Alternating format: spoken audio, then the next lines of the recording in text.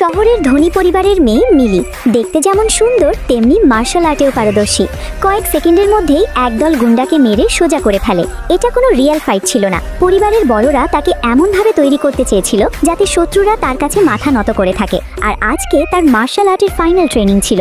মিলি সেটা খুব সহজেই পাশ করে ফেলে। মিলি, আমি খুব খুশি তোমার দক্ষতা দেখে। এবার আর কেউ আমাদের পরিবারের উপর চোখ তুলে তাকাতে সাহস পাবে না। মিলি, এদিকে আয়, এই নে তোর পুরস্কার। মনে রাখবি, প্রতিটা জেনারেশনে এটা কেবল একজনই পায়, আর যে পায় তার দায়িত্বও বেশি থাকে। আমার উপহার দেওয়াও তো বাকি আছে। এই নে মিলি, এটা তোর সাহসের প্রতীক। একে একে সবাই মিলিকে পুরস্কৃত করে। তাহলে এবার সময় হয়েছে আমার নিজ পরিবারের কাছে ফেরার। হ্যাঁ, তা তো অবশ্যই। কালকেই তোমাকে পাঠানোর ব্যবস্থা করছি। মিলি সবার কাছ থেকে আশীর্বাদ গ্রহণ করে। তার পরিবারের সবাই অধীর আগ্রহে তার ফেরার অপেক্ষায় আছে। মা, দিদি এতদিন পর ফিরবে। ও কি আমাদের আগের মতো ভালোবাসবে? আমাদের ভালো না বাসলে কি মাত্র 9 বছর বয়সে পরিবারের জন্য নিজেকে বিসর্জন দেয়? 15 বছর পর ফিরে আসে মিলি। এই তো আমার মেয়ে ফিরে এসেছে আমার কোলে। সে প্রথমেই বাবা মাকে সম্মান প্রদর্শন করে। তুমি ফিরে আসায় আমরা সবাই খুব খুশি হয়েছি।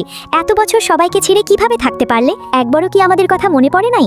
কিছু সময় পরিবার থেকেও দায়িত্ব বড় হয়ে যায়। আমি সেটাই করেছি, কিন্তু প্রতি মুহূর্তে আমি তোমাদেরকে এই বাড়িকে মিস করেছি। আমি জানি তোমা, তাই বলে সবাইকে না দেখে 15 বছর কাটিয়ে দিলে? রিয়া, চুপ থাকো। সিকিউরিটি, ওকে ভেতরে নিয়ে যাও। মিলি, যা নিজের রুমে গিয়ে রেস্ট নে।